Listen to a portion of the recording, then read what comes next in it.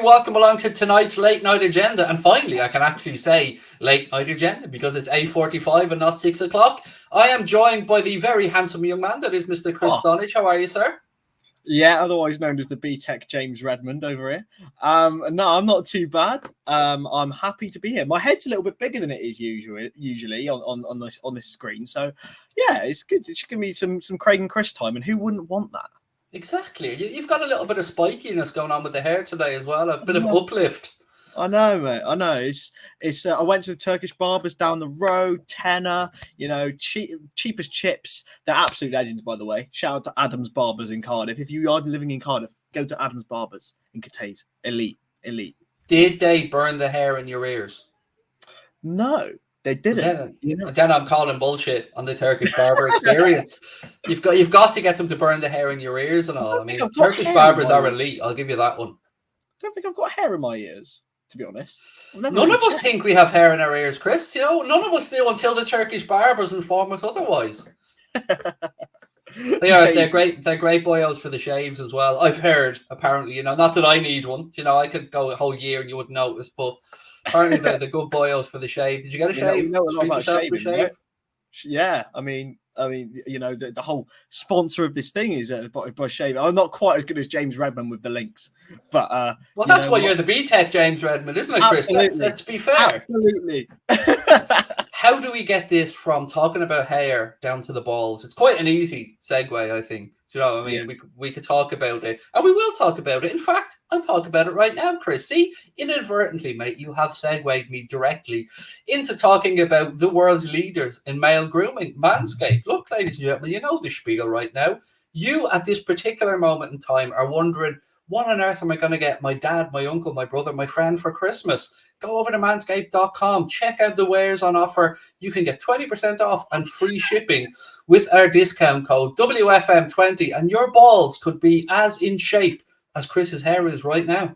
Look at the fade, man. It's not too bad, is it? 100% worth it, by the way. Great discount. I even recommended the discount code WFM20 to my mate who I'm living with, and he's gone out and bought Manscaped for his dad. So you love to see it, Chris. Well played, sir. Well played. Absolutely. Big boolabus. Actually, you don't know what boolabus means. Sorry. Big round of applause. It's Irish for a round of applause for Mr. Chris Stonage. You love to see it. I remember the first time we ever spoke, Chris, I said, it's Chris Stonage, yeah? It's Chris Stonage? Oh, yeah, fuck no. Mate, honestly, the bane of my life. I'm the same. My name is Holden, and I always go, and there's a U, and they look at you and go, what? There's a U? Like, yeah, there's a U in Holden. I don't know what fucking arsehole in my family somewhere decided that they needed a self-importance and threw a U into the surname, because I'm convinced, and I've no proof of this, but I'm convinced somebody just thought they were a little bit above their station in my family history and thought, no, we can't be no regular Holden, no Holden. We have to put a U in there for some reason. I know. And then you have an even worse name in Stonage, Stonadge, to those of you out there. I am so well versed in saying the spelling of my name after I've said it that it is now. It may as well be my name. It might be Chris Stonage, Stonadge. That's how it is. It's painful. There you go. You'll never get it wrong, Chris. We have them all sorted out. Right, look, loads to talk about, Chris, since we've last spoken. I want to kick off with something I sent you just before we went live, and people in the chat may or may not know this, but we spoke last night about potential forwards, who we might do, how we might fund them, and I said maybe Liverpool's owners will use some of the money that they freed up from the sale of 11% of FSG's holdings. Well, no, we can put that one to bed, because it looks like they're about to, and this is for you, Chris, pick up a penguin, because they're about to buy the Pittsburgh Penguins, which will, I think, be valued at about $650 million there or thereabouts, if I'm not mistaken, Chris. Yeah. So they're buying another sports team. I mean, you know what? As businessmen, fair enough to them. We're very selfish. We're looking at it from purely on the Liverpool perspective, and why aren't they spending that $650 million on us? And maybe Liverpool fans do have a right to be aggrieved about a bet. If I has my head in FSG shoes, they see the City Sports Group and they see them building an absolute empire across the world of sport, and they want a bit of that cake, Craig. And they've got, the Boston Red Sox, Liverpool, and now the Pittsburgh Penguins.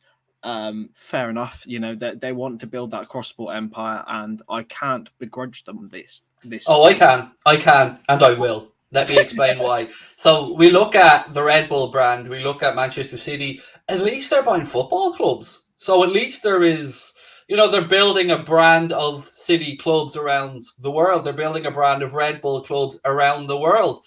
This is like, let's build a brand, a portfolio for FSG. I don't see any way that this benefits the fans of the Red Sox, the fans of the Penguins, the fans of LFC, the fans of Fenway Rouge Racing or whatever that is called. It's a strategy that I can understand from a business perspective, but it doesn't really fill me full of hope now that they have another shiny new thing to distract them. It definitely doesn't fill me with hope from a Liverpool perspective whatsoever. I mean, we know the way that FSG work. It's the way that, they worked with the Red Sox, built them to success and made them sustainable. That's what they will do with Liverpool.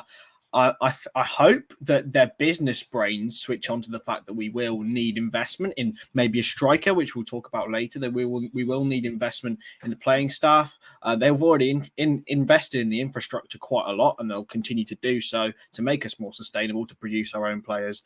But yeah, from a Liverpool perspective, it's a little bit like, right, okay, bit of a shame.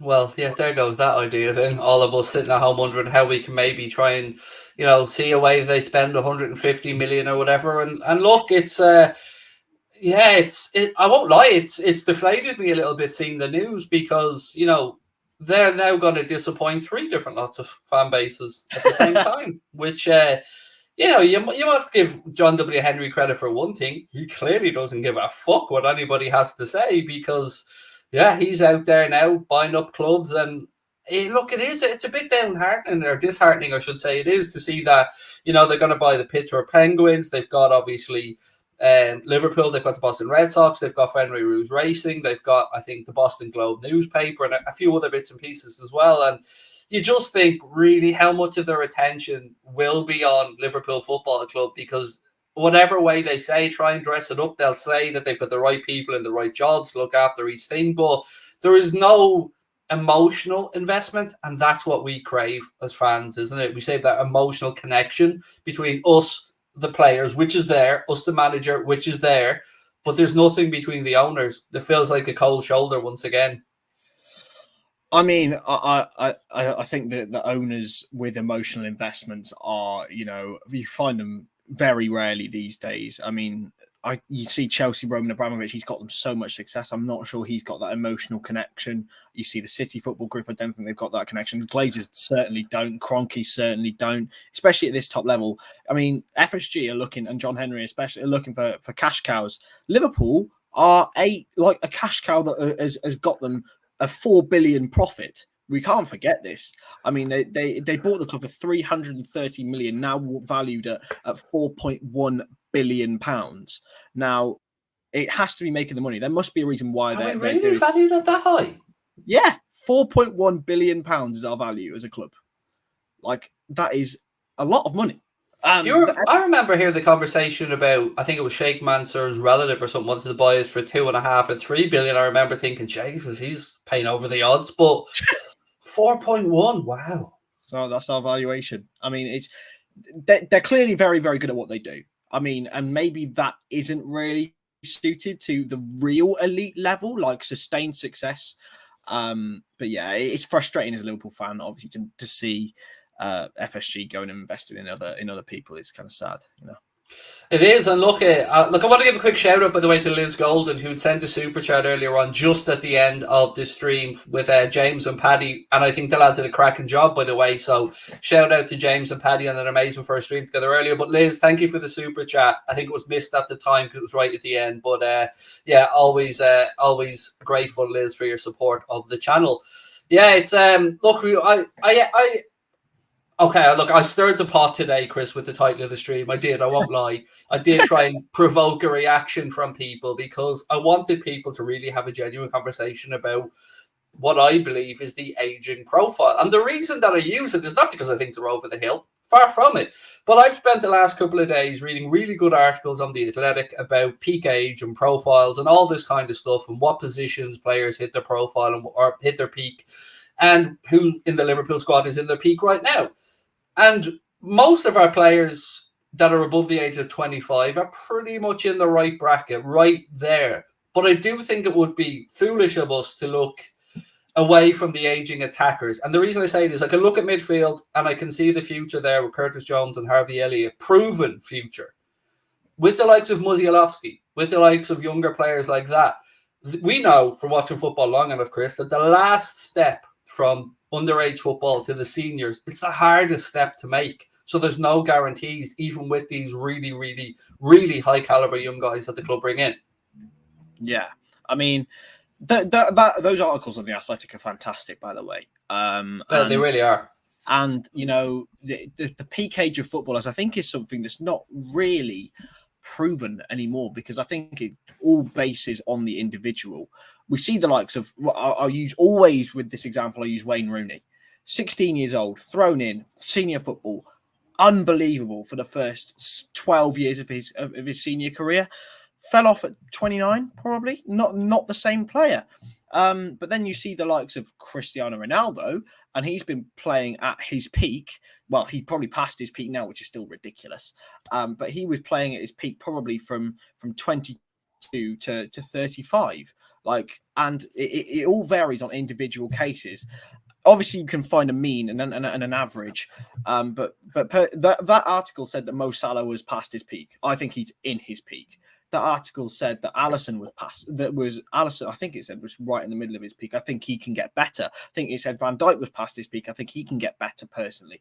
You know, there's so many things that can be picked apart. It all has to be based on individual cases for me, and it's a little bit difficult to say about it. Isn't that the beauty of what everyone's trying to do? Trying to find those outliers, those people who will go a little bit beyond, will be. Like Mohamed Salah is a perfect example of this right now. So we're talking about whether Mohamed Salah's contract could be renewed or not. But if you're looking at it and we're using the metrics that were shown, Mohamed Salah will be one of those outliers. He will be a Cristiano Ronaldo. He will be a James Milner. You can see that straight away. He hasn't got a really bad injury track record. He isn't somebody that's over-reliant on pace. He does have it, but he's not over-reliant on it. So I do think looking at him, he's somebody that will certainly go on and play till 35, 36, 37. Yeah. Oh, 100%. And I saw a really, really interesting thing, actually, with Luca Digne. And he actually used metrics to value his contract, hired an agency from the Netherlands to help him decide how much he was worth to Everton. Now, I wonder whether Mohamed Salah will be doing that. The statistics all obviously work in his favour, but he's clearly a special case. In which way, when you talk about this agency of these statistics, are you talking about to see what his value is for his next wage negotiation or contract renewal? Wow. Yeah, it's crazy. Kevin De Bruyne did it as well. It's a really interesting one. Giving players power. They're hiring these agencies to basically value them and against everyone else. I think it ranked Luca Digne as the 9th best left back in the world. Which was he's probably be quite. He's a good left back, to be fair. Give him credit, he is. But yeah, it's an interesting one. Maybe we'll give the players even more power when it comes to contracts. But yeah, because that's what they need, Chris. They need more power. That's what the players need in this day and age. Yeah, absolutely. So where do you sit on this? Because for me, I think Mohamed Salah's contract renewal clearly is numero uno priority, or maybe we're being lulled into a false sense of security here. But what we haven't heard mention of is any renewal talk around Sadio or Bobby. And that to me, I can put 2 and 2 together, and I think that means one of these gents are going to see the Anfield exit. I mean, it all depends on who's interested, I think, Craig. I'm not sure. Good point. We'll see, like like a Bayern Munich or Barcelona. Well, Barcelona maybe not now, but it's coming in for 60, 70 million for Firmino or Mane. I hope they do, but they'll probably look at it and think, are they really going to improve my team in the long term? Whereas, you know, they could look at a younger option like Erling Haaland, who I know is in the thumbnail elite. A lot of other things, a lot of other players who are younger who could improve them. I don't know. I think they will. I think they will sign extensions. You know, I'm almost, especially Firmino, maybe not Mane, but yeah, I hope they stay. But if we've seen a decline from Mane as well, so it's difficult. It's difficult. It's so difficult, isn't it? Because, like, for me to come out now and let's say I uttered the phrase, I think we should sell Sadio Mane.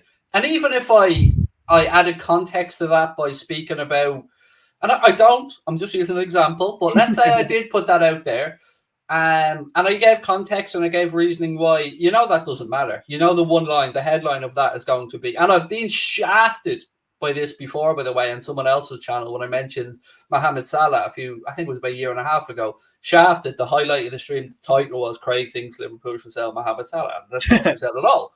So we've got to be careful about fans as well, as fans, because we don't want the board and we don't want the owners, we don't want the manager to be too what's the phrase I'm looking for here? To use nostalgia in their decision making, to look back at what the players have done. It really has to be a case of, well, what have you done for me lately in football? It has to be. Yeah, well, and I think if you went on that case, you'd 100% slap new contracts on the table for Mane, Firmino, and Salah. And even like the likes of Divock Origi. I mean, we don't actually know when Divock Origi's contract is out, because I have read 3 reports that it's out at the end of this season, at the end of next season, and in 2024. We have no idea, even at the transfer room. We have no clue when his runs out. And I think that another one, that's a thing that gets thrown in. But if it comes down to present form, I don't think you can argue that they all deserve new contracts. Yes and no. I would say yes, because I can't disagree that they're all fantastic footballers, and I still think they're delivering, which is important. But when we add into the equation the FSG factor and how we're going to go about rebuilding the squad, then I think it becomes more apparent in my mind, and God, I hope I'm wrong, but to me, I think a decision will be made of one of the 3 will be moved on to free up, let's just say 40 or 50 million quid. And that will allow Jurgen. But the problem for me there, Chris, is let's say, devil's advocate, we sold Bobby Firmino tomorrow for 60 million quid. And we went out and we bought Chiesa for 70 million quid. So we did that. To me, we're still a forward short because we haven't addressed the lack of depth that we still have now. So I don't think it's going to be as simple as just moving one player on. I think we need, for me, midfield and attack is the area that whatever happens, we're still a body short in each position. Yeah, I tend to agree, Craig, and I think that when Jurgen will continue to rebuild, I think he will ask for more money. I mean, I hope FSG as a business decision, because that's the only way he's ever going to convince them. By the way, is as a business decision, it would be wiser to buy these players in before he leaves. We don't want a complete rebuilding job when I've just seen Pep Linders or Steven Gerrard or Ten Hag or whoever comes in, because that'll only lose FSG money. They will want to have a foundation built for that new manager. It will be a very, very smart decision to invest now. How likely that will be, I don't know. Yeah, so if I remember reading, I don't know if I read it or I seen it, but I remember an interview with Jose Mourinho, and he was talking about his great Porto squad that won the Champions League. And, he said for him, the most important thing was keeping that group together, keeping the DNA of the group together, and that the continuity of that group was what allowed them to go and win. So it is a very, very difficult conversation. I want to just bring up a comment here. I think it's a nice segue a little bit, and it's from Wales Football TV, and said Anfield legend Neco Williams should find another club to play regular first team football instead of taking up a wage at Liverpool. I don't know how I feel about the Neco Williams situation, because he's definitely a player. There's no denying that. Like, I think the can he play at this level conversation should be stopped. I think the real question is now, is he a right back or is he more of a right wing back? Is he going to be... I've seen somebody say the next Gareth Bale, but I don't think he quite has the attributes, but I understand the thought process. So for you, Neco Williams, what should and what will we do with Neco Williams? Because he's clearly progressing. It was amazing for Wales again yesterday. Shout out to all the Welsh people in the chat. I'm currently in my flat in Cathays in Cardiff, so shout out to them. But no, Neco Williams is a very, very interesting case. Personally, I think he was given too much hype when he first came into the team towards the back end of 2019-20. People were saying, "Oh, we've got the best backup right back in the world. You know, he's quality. He's the next Trent." It was unfair, and it was probably not really warranted. I don't think his performances then were as good as they have been now. You know, he's come in, and there's only been one game for Wales. I watched pretty much every Wales game. There's only been one game where he's been poor, and that was in the last 16 against Denmark in the Euros. Apart from that, he's been amazing. And for Liverpool, I don't think he's done that much wrong, even when he played last season. But it's this incessant like thinking that he could be the next Trent. He's played right back, right wing back, right wing, left back, left wing back, and left wing in his career. He can play anywhere. I am fully behind. Jurgen Klopp loves versatility. Why can't he be a big part of this squad? Because if he can cover for Robbo and Tsimikas, for Trent, for Mane, and for Salah, then he's clearly useful. Did you see the piece that was written the other day that I think, again, maybe either James Pearce or somebody else from The Athletic, I think, said that the plan is to use Neco Williams as an attacking option during the AFCON when the lads are away, that the plan is to use him in a more progressive role. I saw that, and it wasn't from Pearce. It was from another journalist who I won't talk about, but it was, I think it was more hearsay. I don't know whether that'll happen. However, I wouldn't be against it. Gareth Bale, right? And there will always be comparisons to Gareth Bale, Craig. But he got like put into the side as a form of necessity against Inter Milan, away from home at the San Siro. Tottenham 4-0 down to 10 men. He comes on left wing and scores a hat-trick. He tore them a new one. He absolutely tore them a new one. Exactly. Does Maicon, who was widely regarded as the best right back in the world at the time, he was done out of necessity. I'm just saying, why can't Neco Williams be the next Gareth Bale? Why can't he? He's 6'1". Not good enough for golf. Wales golf Liverpool. That's what it'll be. Yeah, look, it is an interesting one because in the summer, I think a lot of us had braced ourselves for the fact that Neco Williams may look to move on. And I think there was a lot of genuine understanding from the fan base because people thought, yeah, look, it must be a very tricky situation. His progression had stalled a little bit at club level at that point. Clearly an important aspect for the Wales manager moving forward. Clearly a good player. And I actually thought that it would be a fairly easy move to engineer because I thought that there would be a queue of clubs in the Premier League looking Southampton as an example at Neco Williams and thinking, yes, I mean, this is a very, very good prospect. But whether it be through Neco having a change of mind or whether it be absolute bullshit that he was looking for a new club, he stayed put. But he hasn't really had the chance to show what he can do enough this season. Great assist, I think, against Atleti, if my memory's right, when he came on late. Came on in the League Cup against Preston as well. Bradley was put back to right back and Neco was putting more attacking position. And again, effective. Why the hell not, man? I actually wrote an article as well for the LFC transferring website and for my uni website. And it was about, you know, can he be versatile? And Jack Gill came and helped out with that piece. And he said, you know, it's interesting. There is possibility that he can play there. What? I'm more than happy for Neco Williams to get more and more football because I think I'm always behind academy talent anyway. But he's got something, as you said, Craig. He's got some sort of like potential that needs to be unlocked. And maybe what I see in Neco Williams is an unwavering belief, and I love that. It's not arrogance. It's not cockiness. The dude knows he can play football. And to make that step up from, you know, underage level to any first team, international or club, you have to have that inner belief. And he has it. You can see it in him. He does nothing daunts that or seems to daunt the guy. And I hope that we do get a chance to see him. I just hope that, Chris, if, let's say, the boys head off to the AFCON and let's say he gets a chance in it further, I hope that a poor performance from us doesn't reflect badly on Neco. Because let's be honest, mate, our fans do love a scapegoat when a performance isn't great.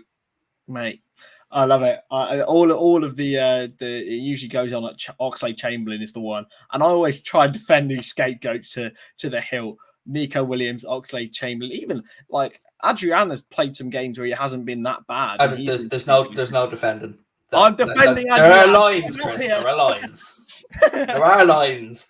Yeah, I mean, I'll let you have your Ox. I mean, I know you're an Ox fan. We'll let you have that one. But Taki Minamino. Adrian did apologise. That's what did. I know that while Connor doesn't get annoyed about anything, by the way, but the fact that Adrian didn't come out and apologise and own his mistake against Atleti, that drove Connor demented. And I've never seen Connor wound up. It's great.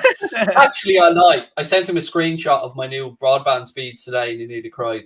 Which was lovely. I won't lie to you.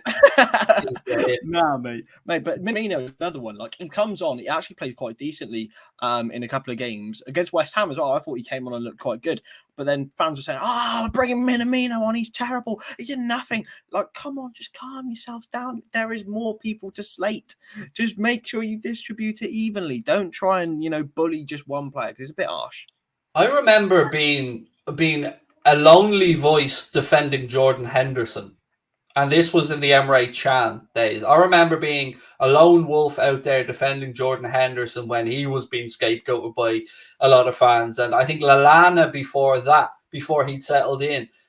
Football is littered with people who need time. Some people will come in within a month or two and hit the ground running, like Bruno Fernandes did at United. Other people might be a bit more of a slow burner, like Andy Robertson at Liverpool. Takes time. On that, I want to talk about a name that somebody in the chat there mentioned, and I've talked about this gentleman a lot of the time, but let me just see. Yeah, I'll bring it up. So Xbox Pro said, can we get Jeremy Doku? So what I would say, Chris, and look, I know you guys at LFC Transfer Room have a dossier on almost every player in Europe, but for me, I'm very confident that we hold a long-held interest in Jeremy Doku.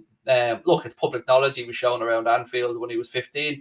But there's something I've always heard tale of, and I wanted to run it past you to see if you've heard the same thing, that they got Romelu Lukaku to have a word with him, Anderlecht did, to stop him making the move at the time and to convince him that to continue his progression with Anderlecht. Yeah, I heard exactly the same thing, Craig, and I think it's probably best for Jeremy Doku that he did do that. I mean, it's the best thing for young players, in my opinion, to play football. I mean, if Jack Grealish had moved to Man City when he was, well, maybe just when he started breaking through, he wouldn't be the player he is now. It's the same with a lot of young players. Andy Robertson as well is another one. I mean, he got released and started playing at Queen's Park, then got look at Kevin De Bruyne, Mohamed Salah, exactly. Sinclair went to club and came in. You're right, and that's why when I often see, let's say we're talking about Erling Haaland or we're talking about Jadon Sancho, I always say I think they're at the right club. I think what they're doing now is spot on. I mean, as a football fan, as a Liverpool fan, I love them, but in the grand picture, if I was representing them, I'd be saying, mate, you're in a good place right now. You're in a really good club, playing at a high level, playing in the European Champions League every single season, and the big moves will always be there. So I think you're right, and it kind of leans back to what we started this conversation on earlier on about Wayne Rooney. Michael Owen would probably be the one from my generation that I would say Michael Owen burnt out far too quickly from being thrown in. So yeah, it's difficult, and it's even more difficult when, heaven forbid, somebody comes in at a young age and gets an opportunity like Tyler Morton. I'm hearing and seeing shouts for Tyler Morton to start against Arsenal at the weekend in midfield. And, I don't know how I feel about it, because in one sense, I'm like, yes, an academy product, brilliant. Obviously a talent, no doubt about that, but I don't feel he's ready yet. I personally don't feel he's ready, but my opinion doesn't matter. But it's a balancing act. 100%, and I don't think Jurgen Klopp thinks he's ready either. To quote him against Preston North End, when after the game saying Tyler Morton, yes, has a great game, now he goes to the gym. He's not a fully grown and developed man yet, and it's the same for a lot of young players. You can clearly see that, and that's why Trent Alexander-Arnold's got so much better, because he's huge. He's a unit. Same with Neco Williams. He's an absolute unit. He's got a very, very good body shape. So yeah, it's great. Oh, cheers, Fabio. Yeah, it's very nice, isn't it? I'm not used to this lately, Chris. Since you guys have all come on board, there's too much niceness. You know what I mean? There's no more ball twat shouts around anything. It's getting hard to get. I'm getting a big head. You start just abusing us all. I'm starting to turn into a big softie. Back to Jeremy Doku though. We didn't actually get stuck into Jeremy Doku. I think he ticks every box. I think the price tag. I think he ticks that box. I think, as you said, I think it was a correct decision to stay there at Anderlecht and progress. And look, we've seen a little bit of the guy. We've seen a little bit of what he's capable of in the Euros in the summer. And for me, sign him. Go on. What is it? Go on. Somebody in the chat. I just need someone comment Paul Twat in the comments, and you did. Yes. Well in, Will. Well in, my man. I still think it might be a bit too early for Jeremy Doku, to be honest. He's really impressed in the Euros. Yes, Divock Origi also did that, and we've seen he's not really established himself at the first team, despite the fact he's an absolute legend of this football club. You know what? Maybe 2 or 3 more years for me. I don't think he's established enough for Liverpool to show an interest to make him, especially as a first team signing, to replace the likes of Mane. Well, I give you my shopping list for attacking players outside of Mbappe's and Haaland's and all these names. So give me a Jared Bowen, I'll be happy. Give me a Harvey Barnes, I'll be happy. Give me a Pedro Neto, I'll be happy. Give me Rafinha, I'll be happy. Any of those 4, Chris, and Craig's a happy man.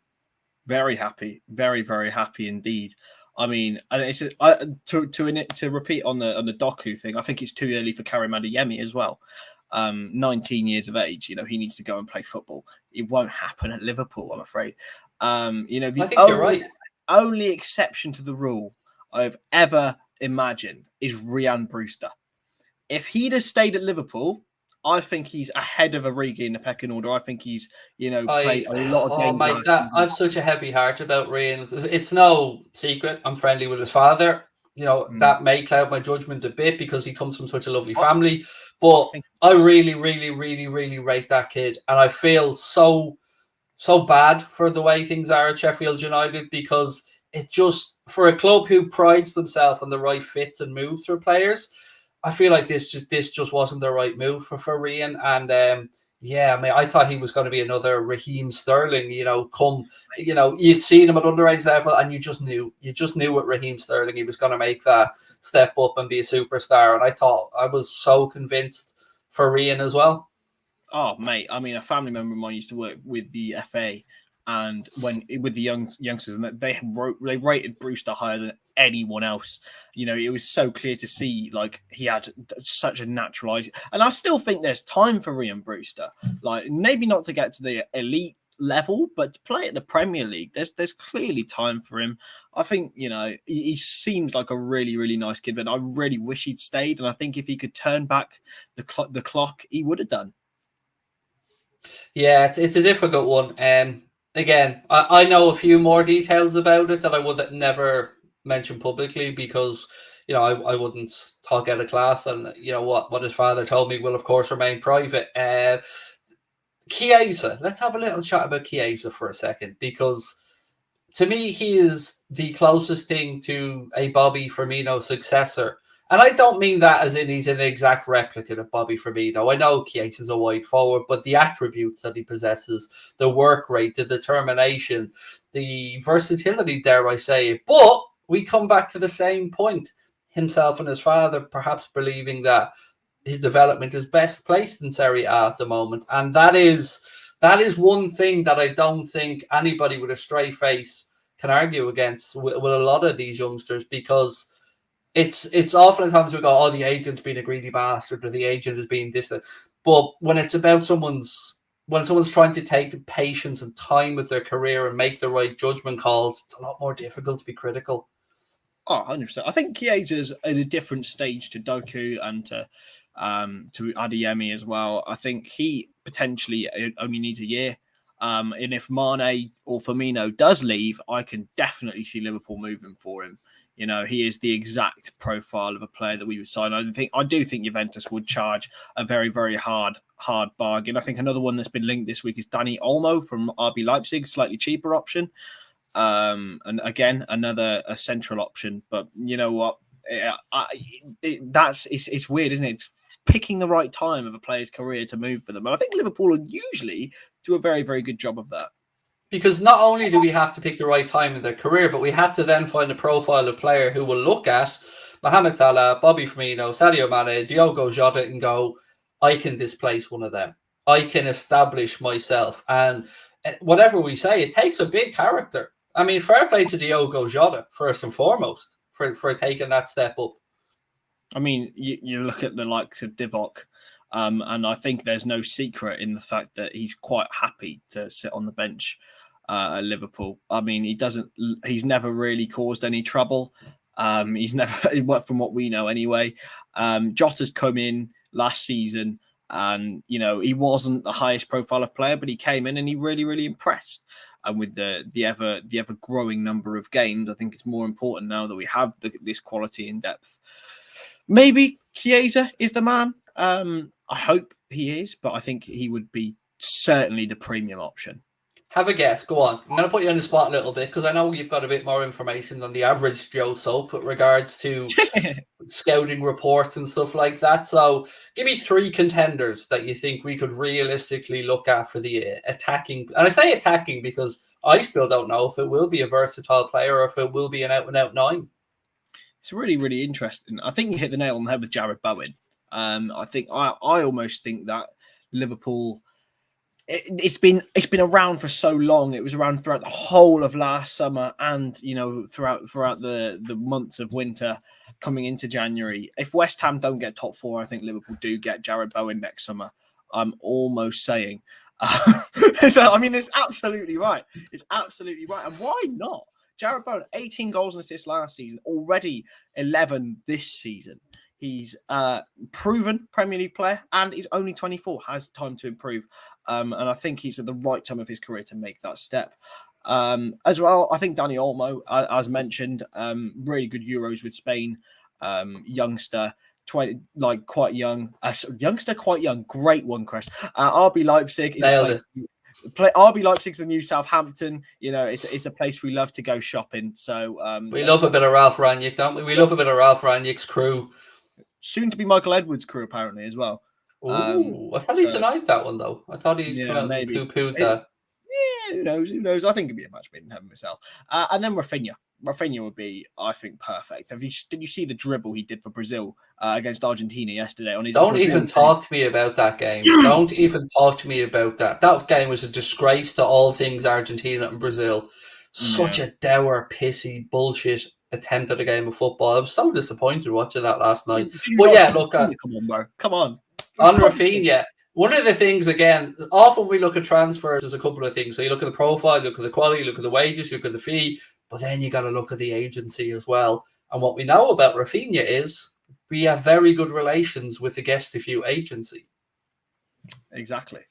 I mean, if any player is owned by Mino Raiola, I'm almost guaranteed that Liverpool won't sign him. I think Jurgen Klopp's made that very, very clear. And Michael Edwards, when he was maybe with Julian Ward's come in, then there might be a little bit more manoeuvring with him, but he's clearly not a favourite in the back room at Liverpool. It's weird though, because again, there was a piece on Sky the other day about the rise and rise of the Super 8s of Mino Raiola. Is his players seem to love him. His players seem to, apparently nothing is too big or too small, and he is apparently a joy to have as an agent in that he will fight your corner tooth and nail, and I kind of respect that, but I also hate him in another way, if that makes any sense.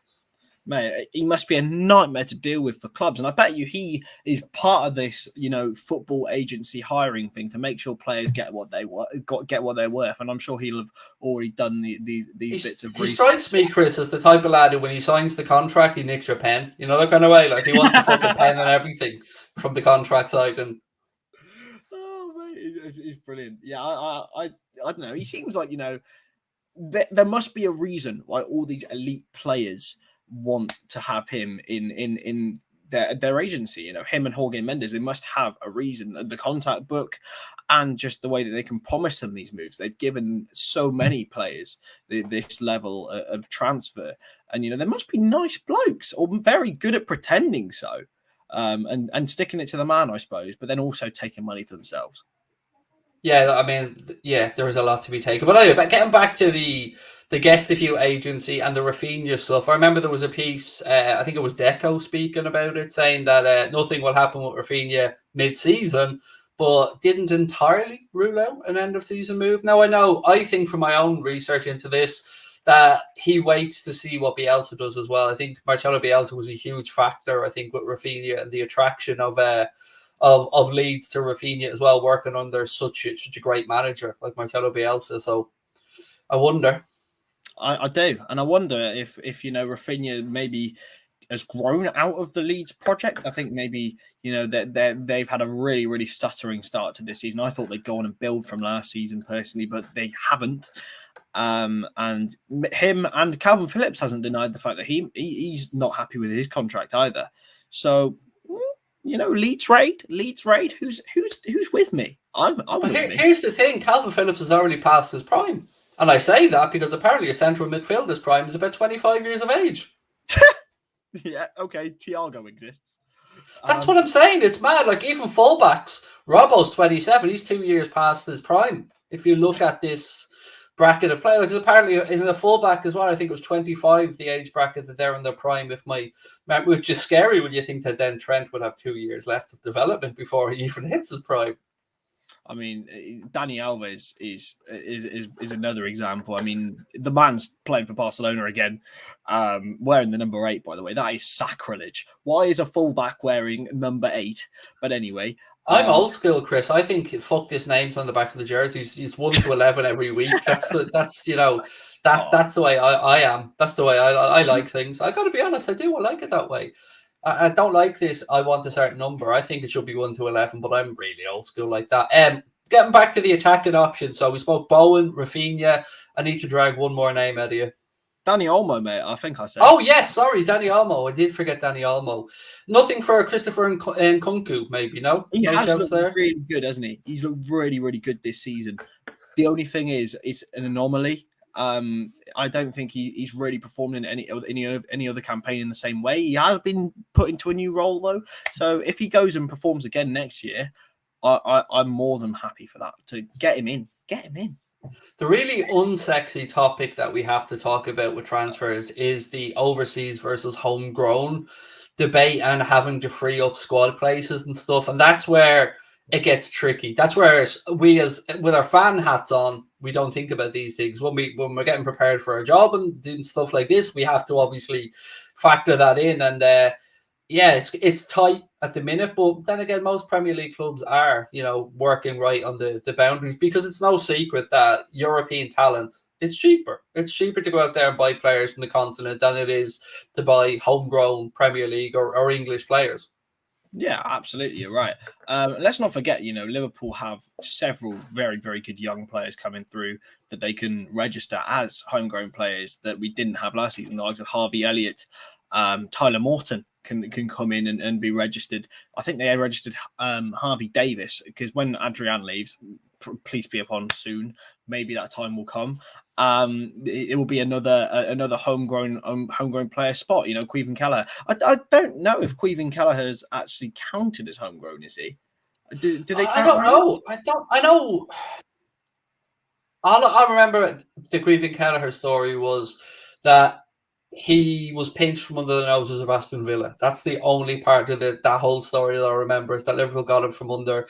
I don't know if he will. That's probably a Jack Gill question, to be fair. Gianluigi Pitaluga coming through as well, another goalkeeper who won't get a homegrown spot. But yeah, in midfield, and let's move the conversation towards midfield, because we've got about 15-20 minutes to go on the stream.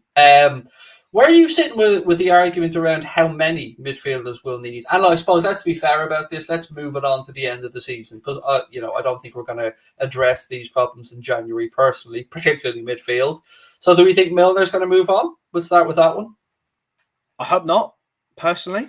I still think he's got a season left in his locker, but I do think he will maybe retire at the end of the season. That's a shout that I think many people have thought about, because there've been loads of talk about him going into a youth coaching role at the end of the season as well. So maybe, I hope he stays for one more year. I still think he's got plenty to offer. So great squad. What kills me about the Milner conversation is that I find myself looking at his wages and going, oh, but they could do so much. Because if you said to me James Milner is going to be a squad player next year, I'd say sound. But when we're hearing constant reminders that we have such a high wage bill and blah-de-blah, and we need to find money for Mo's contract renewal, that's where I kind of start going, oh, And I don't want to, as a fan, I don't want to be thinking about wages. I don't want to be thinking about balance on the books and stuff like that, because I've no doubt from a footballing perspective, Jurgen Klopp would absolutely love to have James Milner around for another campaign.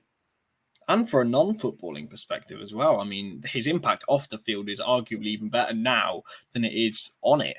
If you're a Tyler Morton or a Curtis Jones or even a Trent Alexander-Arnold, you've got James Milner there who has been there and done it. It's the definition of professionalism. He is, the professionalism personified. He's unbelievable. What I personally think, loads of people have said, I think I saw a comment saying he could go to Leeds.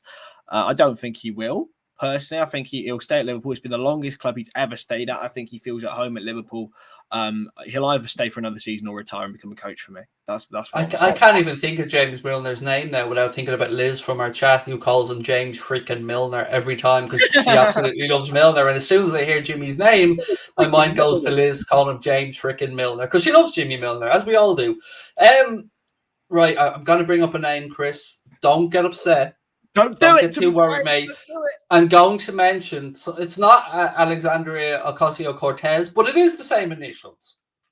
Alex Oxlade, two-step Chamberlain. What are we saying, Chris? Get rid of your Alex Oxlade-Chamberlain pajamas for a minute. I'm taking all of my Oxlade-Chamberlain pajamas off. His poster's off the wall, and I'm saying we should keep him. 100%. He's versatile. He's got energy.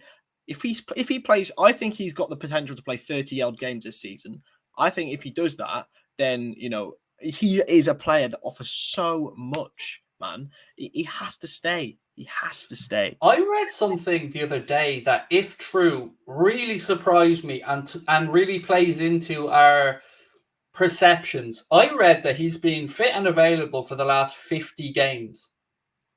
If that's the case, we have to start giving him credit. And I don't know if it is, but I read it, I think it was in the comment section of The Athletic or something like that. I often read through there to, see what people's consensus is on certain things and stuff as well. And yeah, I don't know if it's true, but if it is true, and it's a big if, then that points to our perceptions about players being injury prone, because 50 games, that's the guts of an entire season there.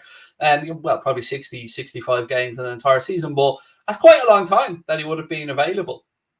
I honestly just think he's got so much that a lot of our midfielders don't have, and a lot of our forwards don't have. I think he's got probably the best outside of the box shot in our club. Now, that's probably not saying that he's the best. Liverpool have the best options, but I think he provides that. He can cut in from the left-hand side. I think he's really impressed in that form, especially towards in the last season. He can play the false nine. Now, I was tooting this horn throughout the whole of pre-season, and the lads of the transfer room can certainly say that. Someone's trying to get out of your basement. I know. Mate, it's the people who don't like Oxlade-Chamberlain. That's what they Those good looks and charm aren't fooling us, mate.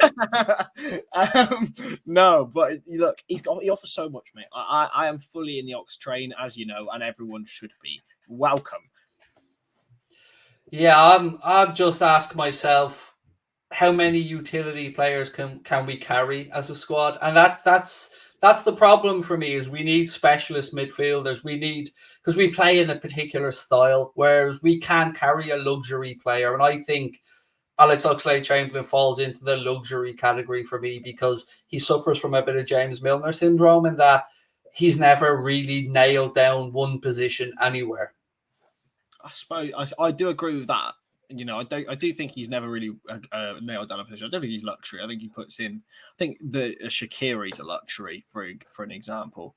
But I do think what is his best position? I don't know personally. It's the same with Minamino. I think is that not is that not mad though that we're talking about, what is he, 27, 28 years of age, and we're asking still after a career at Southampton, at Arsenal, at Liverpool, what is his best position?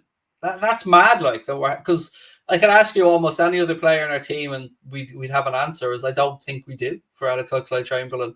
No, I do agree with that. That's probably the only criticism I have of Ox. But I also would say back to you, has he ever had a continued run in a particular position?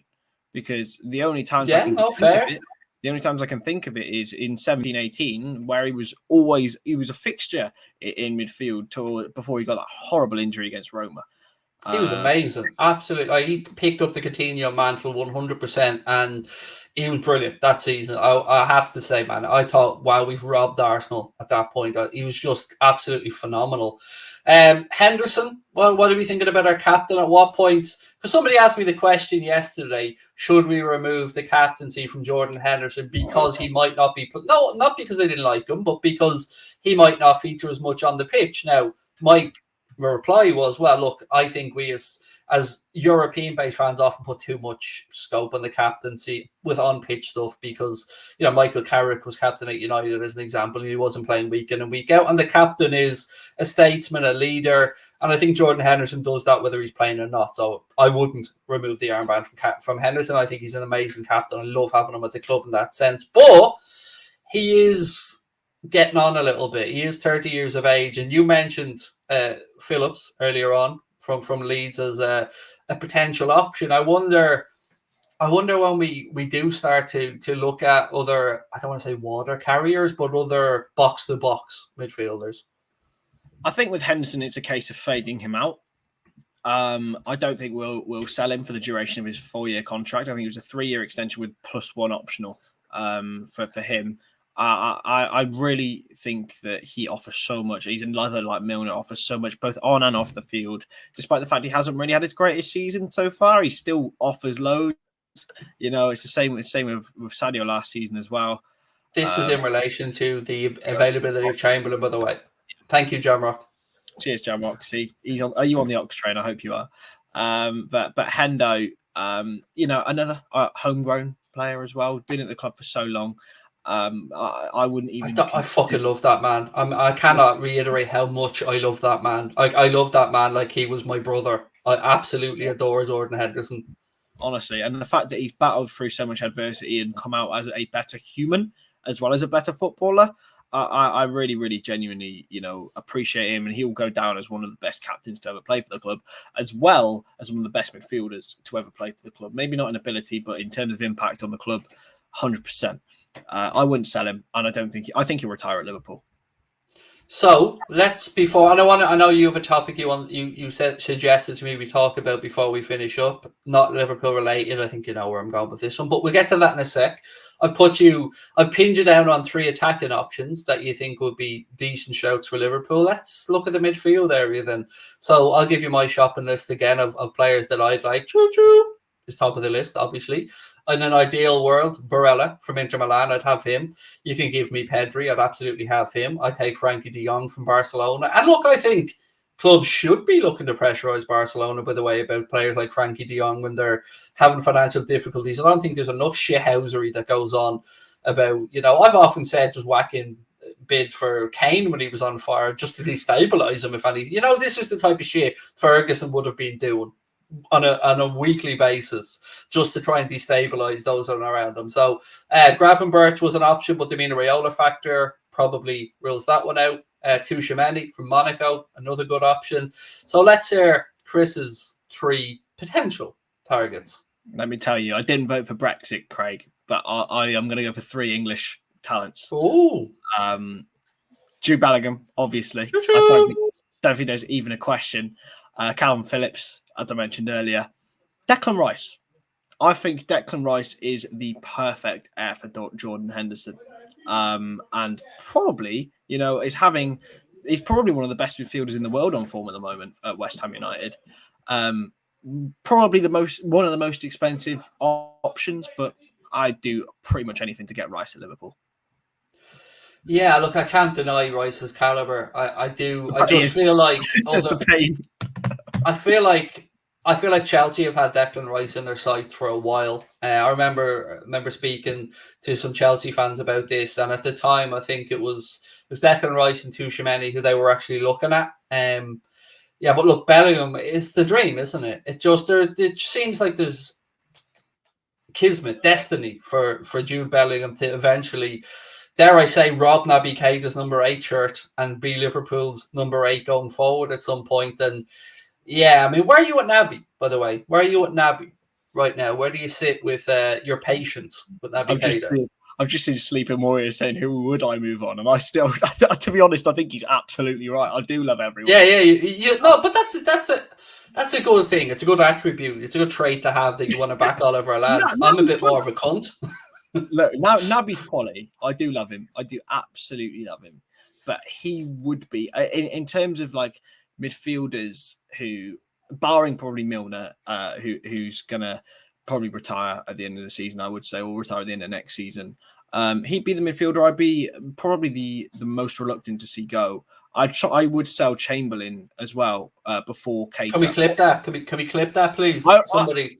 I will sell Chamberlain. So he's taking it upon himself here, Chris Stonich, to personally, Michael Edwards this move. Well played, Chris. Fair play. That's a big turnaround from the pajama wearing earlier.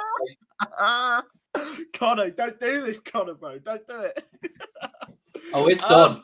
It's done, mate. I would sell every midfielder at our club, barring Harvey Elliott before Naby Keita. Barring Harvey Elliott and Fabinho, we're not counting Fabinho. He's a number 6. That's fine. But I just think he's gone nowhere. I will chain myself to the gates outside Anfield. He's gone nowhere, Fabinho. I just think he is so good, and when he plays, he's so vital. The stats say so. In the Premier League this season, Liverpool are still yet to concede a goal with Naby Keita on the pitch. People say he can't defend. Well, clearly he can. His defensive numbers are excellent. His tackles, his interceptions, he's quite. Go away, Karen. Everything, about him. He's played. I think it's 60% of Liverpool's minutes, and Liverpool haven't conceded a goal. You saw at Old Trafford how good he is. I mean, there's just so much about him to like. Just his availability, which is. I think he is the option, and I love Naby as well. As I keep saying, right behind me here on the wall, there's a framed Naby shirt. I love Naby, but I do think that he is the most attractive proposition to maybe move back to Europe, if that makes any sense, because you don't want to be selling to a rival. You don't want to move into another Premier League club. And a Premier League club, in all fairness, would probably look at the injury track record with the rigors of the Premier League and go, potentially not.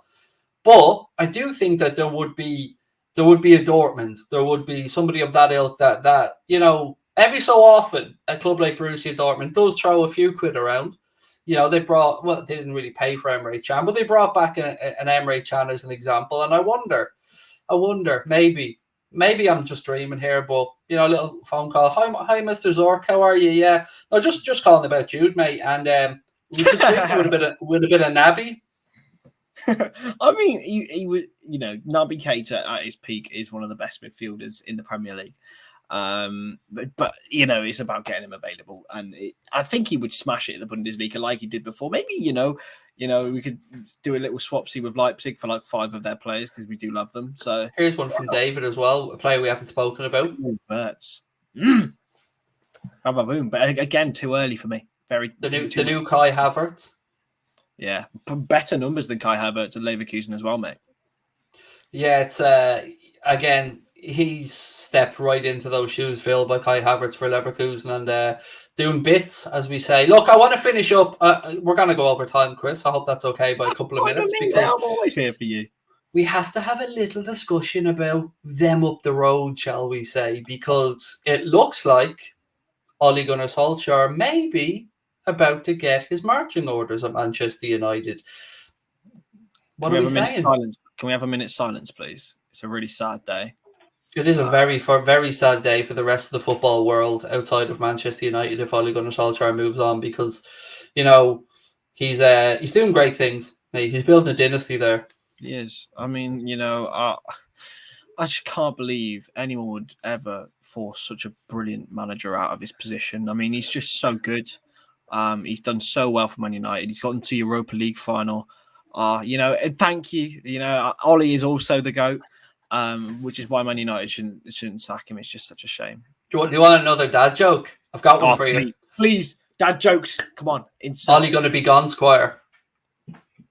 Okay, I'm not even going to dignify that with a reaction. So I've done the pick up a penguin. Some people might not remember that one, but now it's Ollie going to be gone, Squire. I do love a pun. I do love a bit of shitty wordplay. But look, who would worry you most coming in to take the job? I suppose is it looks like maybe Rodgers. Rodgers and Zinedine Zidane seem to be the two. I don't think. What are we giggling? What have I missed? I mean, it's Brendan Rodgers, mate. Sorry. I thought there was something in the chat. What are you scared about Brendan Rodgers for?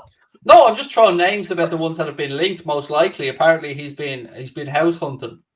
I mean, all I will say is Zidane does not want to come to the Premier League. He has made that abundantly clear, and that's fair enough. He wants a man. He's a man who loves Real Madrid and loves France. I think that's the next job he will do. By the way, he will go to France.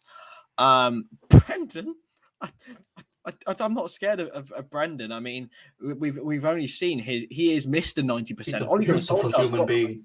Beautiful human being with great character, great intensity. The impressions are going through the roof here in Anfield Agenda. I mean, I thought first of all James had it, then Paddy comes in as a contender. Little did we know, quiet man Chris Stonage is now coming in as well. Can I give you a cheeky fact about me, mate? I actually in year 7 in my talent show, I did stand-up impressions. So, ooh, what's your best one? You're not getting off the hook now, Chris. What's your best one? I don't really know, mate. It's sort of like I'm sort of moderately good at all of them. It's a bit like my life, really. I'm just pretty bang average.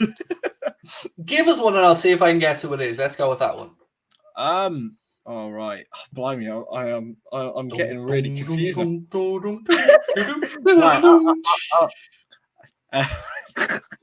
mean, I can only do the obvious ones. Like, yeah, of course. Well, very, very, very happy to be here at Liverpool. It's very bad. It's very bad. Darren Farley.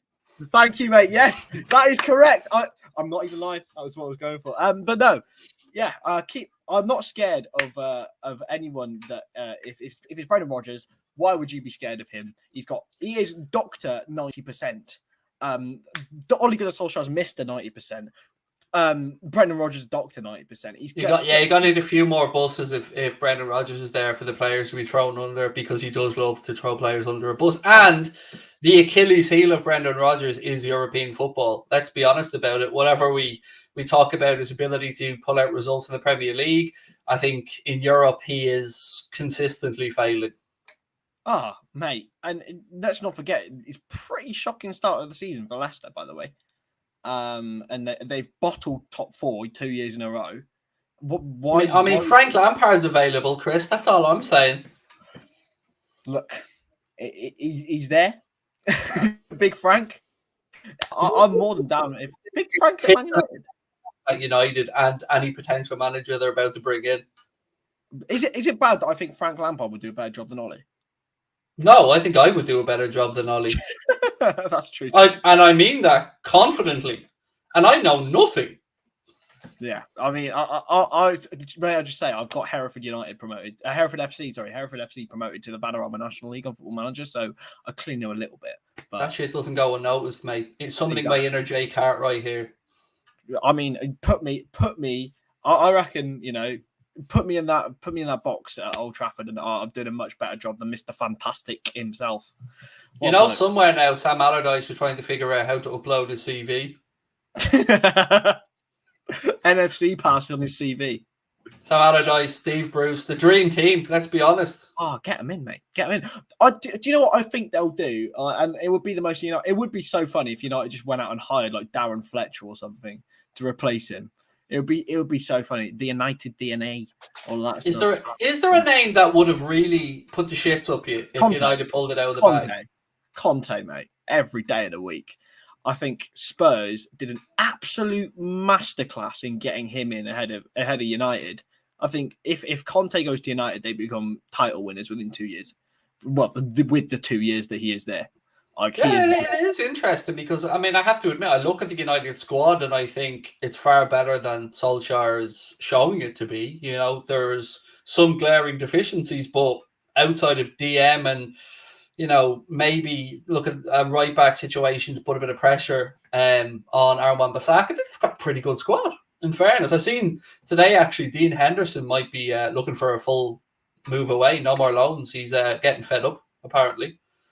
And he's sitting there watching David De Gea make mistake after mistake and not getting another opportunity. I mean, it must be frustrating for Dean Henderson. But you know what? I think we should have everyone should have a minute's silence for Ole Gunnar Solskjaer if he does leave. It's really sad, and hopefully he stays forever. Oh look, here we go. Jens losing his shit. They'll never hire a big-mouthed YouTuber at United. No, mate, you've got the right man in the job, Jens. Absolutely. We fully endorse Ole Gunnar Solskjaer's tenure at In fact, Manchester we're United. willing to sponsor Ole Gunnar Solskjaer if he wants to stay. A big-mouthed YouTuber would at least talk sense, mate. You know what I mean? It wouldn't come out and talk bollocks every week after a game. But Jens, there's no need to cry, mate. It's okay. Everything will be fine. Ollie's at the wheel. That's an important thing to remember here. For me, I actually thought Pochettino would have been destined for United at one point. And that, again, would have worried me. I mean, I was doing a show with the lads last night, and apparently people don't rate Pochettino as much as I do, which is fair. But I think Pochettino is a great coach. I don't think he's proven that he can win anything. I think for me, he's on... Solskjaer is in the job at the minute. I know, mate. But what do you mean? He's proven everything. He's incredible. No, I don't think Pochettino is cut out for the top level, personally. I think he is good at doing maybe a Leicester level like he did with Tottenham or West Ham or something like that. I don't think personally he's cut out for it. He went and he lost the league with PSG, Craig. How dare he? How dare he? The cheek of him. Yeah, I mean, look, maybe United have just doing this at the wrong time because there was a period there where there seemed to be an ungodly list of managers who were out of contract or available. And right now you're looking around and you're thinking, okay, Ten Hag's already distanced himself.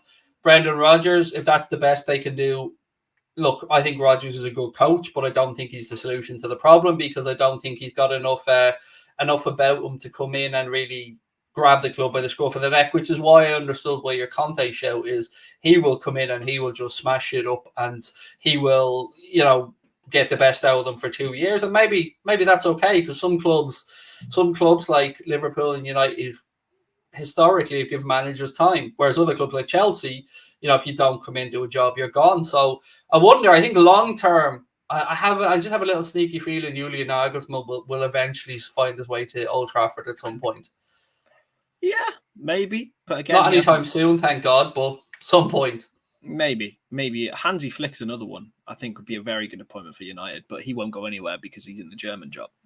But yeah, I'm not worried about any manager coming to United unless, especially if it's Rodgers, because I don't think they can attract the managers that they think they can. How mad is that, though, to even be having this conversation? Because we are talking about Manchester United here. We are talking about a global behemoth, a money-making machine, one of the best supported clubs in world football and in Champions League as well. And yet we genuinely are sitting here saying, are they as attractive right now as they could be? Because everything's ticked there. Champions League football, tick. Budget to work with, tick. Big, decent group of squad players, tick. But why are we saying that they aren't attractive? Or why are we saying that they could potentially be struggling?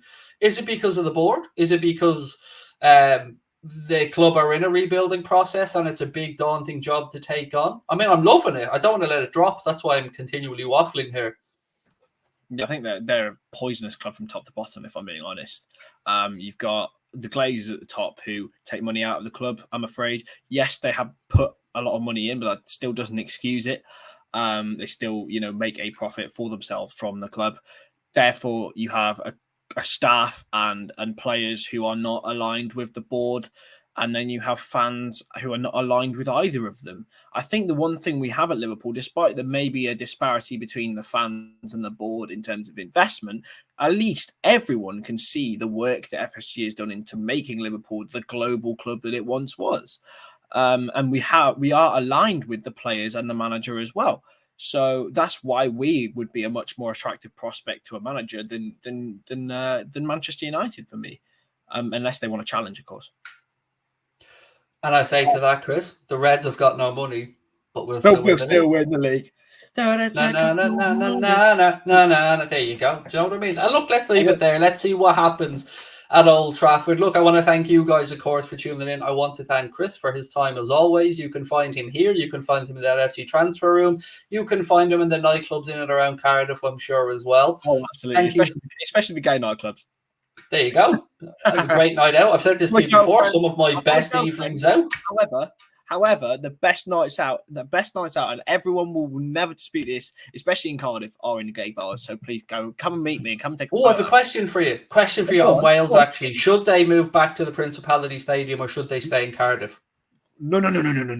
They should no way. The best move in Welsh football history, especially in the modern, has gone from going to the Millennium to the CCS. Much better atmosphere. If you saw videos of it yesterday, it was absolutely rocking. Millennium, yes, more tickets to be sold, but it's a bit sort of like the Upton Park to the Olympic Stadium kind of vibe. I think they would be better off. They are far better off at the Cardiff City Stadium. It's also in a better location. It's for the whole of Cardiff, really, because it's slightly further out of town rather than being, in the centre like the Millennium. Imagine the traffic, by the way. I don't know why I'm talking about traffic on a football podcast. But you know what? It's how it is. But yeah, look, Wales is the best country to live in the world. I love it. And yeah, great people. And hopefully they can qualify for the World Cup. I'm just going to sit here smugly as a European citizen. That's all I'm saying. Mate, honestly, you know what? I miss it. Banter aside, thank you to Chris. Thank you to you guys. Tomorrow, I will be live at 6:00 with a preview for the Arsenal game. And then 8:45 tomorrow, myself, Jack Gill and James Redmond will be live for a show as well. So loads of great content coming up on the channel. Hit that subscribe button, drop a like on the video. Don't forget to check out our friends at the Transfer Room as well. Thank you to you guys for watching. We'll talk soon. Bye-bye.